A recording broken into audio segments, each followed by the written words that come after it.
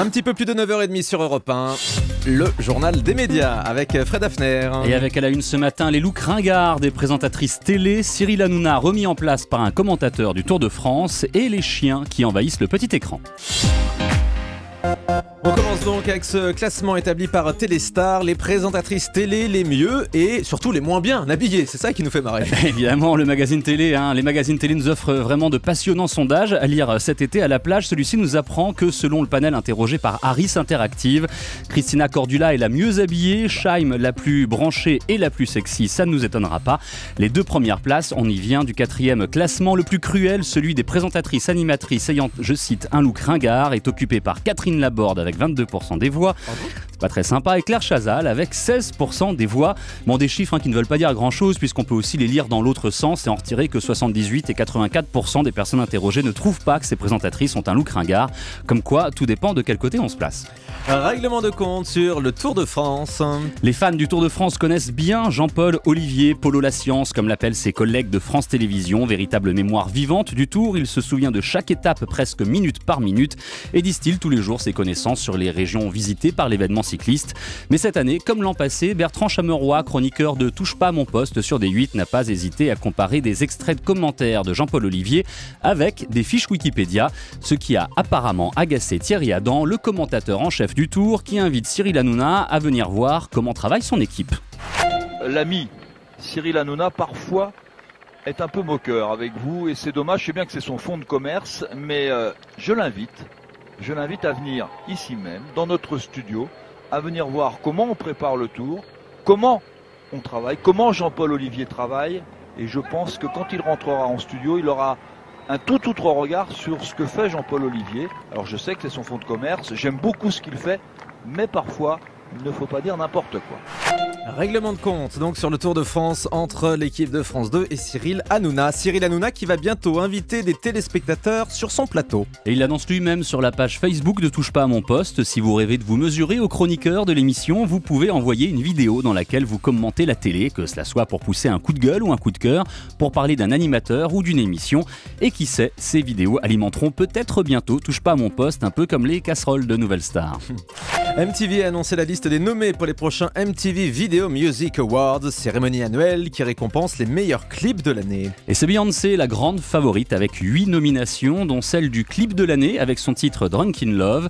La superstar n'a pas encore gagné pour autant puisqu'elle sera face à d'autres poids lourds, parmi lesquels Pharrell Williams, Pitbull ou encore Katy Perry. Les 31e Video Music Awards, c'est le 24 août en direct de Los Angeles, mais pour voir la cérémonie sur MTV France, il faudra, c'est étrange, patienter 24 heures pour la regarder en différé. Drôle d'idée. Secret Story cartonne sur les réseaux sociaux. Si l'émission de lancement de vendredi signe sa plus mauvaise audience en nombre de téléspectateurs depuis la création du programme, elle bat en revanche son record sur Twitter avec plus d'1 million de tweets échangés.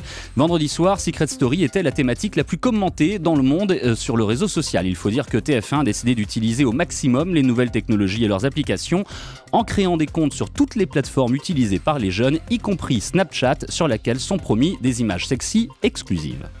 On va s'abonner à ce compte alors sur Snapchat. Exactement. On connaît le nom du successeur de Benoît Duquesne sur France 2. C'est Nicolas Poincaré que l'on connaît bien ici à Europe 1. Nicolas Poincaré qui héritera à la rentrée des fauteuils rouges laissés vides par Benoît Duquesne, brutalement disparu le 4 juillet dernier. Nicolas Poincaré que vous retrouverez donc en parallèle tous les jours en direct de 18h30 à 20h sur Europe 1. Très bon choix. Après, M6 Énergie 12 s'apprête à lancer un programme avec des chiens. Et oui, ça n'a d'ailleurs pas été une franche réussite pour M6. Happy Dog n'a pas vraiment fait un carton d'audience depuis sa première diffusion en juin. Si vous avez raté cette émission au concept passionnant, je vous le rappelle, c'est on a échangé nos mamans, mais avec des chiens à la place des mamans. Des chiens donc qui sont très à la mode à la télé. Mon chien est incroyable, est actuellement en tournage. C'est un concours dans lequel une cinquantaine de binômes maîtres et chiens devront s'affronter pour gagner. Je ne sais pas quoi, mais ça doit valoir le coup. Diffusion prévue selon nos confrères de Télé 2 Semaines en première partie de soirée sur Énergie 12. Nicolas Doménac a failli quitter Canal+. C'est en tout cas ce que lui demandait la nouvelle direction de l'hebdo Marianne qu'il a cofondé avec Jean-François Kahn et dont il était directeur adjoint de la rédaction. Mais le journaliste politique a souhaité, je cite, conserver sa liberté. Il a donc choisi de démissionner de Marianne et de poursuivre sa collaboration avec Canal. Nicolas Doménac apparaît tous les jours dans la nouvelle édition, mais aussi sur iTélé où il débat chaque semaine avec Éric Zemmour. Alors que la diffusion de Scandale sur M6 vient de commencer, on sait déjà quand va terminer la série aux États-Unis. Oui, l'excellente série américaine dont M6 diffuse actuellement la saison 1, vous le disiez Thomas, continue à partir du 25 septembre sur ABC aux États-Unis. Mais on connaît déjà la date de fin puisque sa créatrice Shonda Rhimes vient d'annoncer qu'elle n'irait pas au-delà de la 8e saison et qu'elle savait déjà quand et comment prendrait fin la liaison entre Olivia et Fitz, l'avocate qui règle les problèmes des puissants, et le président américain. Ce qui laisse encore 4 saisons à tourner, les fans peuvent être rassurés. Je suis rassuré alors. On termine avec le chiffre du jour. Numéro 1, c'est la position occupée par l'album de Frérot de la Vega qui vient tout juste de sortir au classement des meilleures ventes iTunes. Frérot de la Vega, je vous le rappelle ou je vous l'apprends si vous ne suivez pas The Voice, c'est un duo composé par Florian de la Vega et Jérémy Frérot, d'où le nom du tandem, Frérot de la Vega, vous avez suivi. C'était les beaux gosses, hein. Plutôt c'était les beaux gosses du programme, effectivement. Et puisque c'est numéro 1, je vous propose d'écouter un extrait de Sweet Darling, c'est leur premier titre, Thomas. Oh my sweet darling, oh, don't go. Oh my sweet darling, don't go. Oh my sweet darling, no, don't go. Oh my sweet darling, don't go. C'est bien, c'est plutôt frais pour l'été, hein. Moi j'achète aussi. Frérot de la Vega, Sweet Darling, les beaux gosses de The Voice dont Céline a gardé un souvenir impérissable. Oui, non, ils étaient pas mal, Ah, c'est j'avoue. pas mal. Non, c'est vrai. Merci Fred Hafner.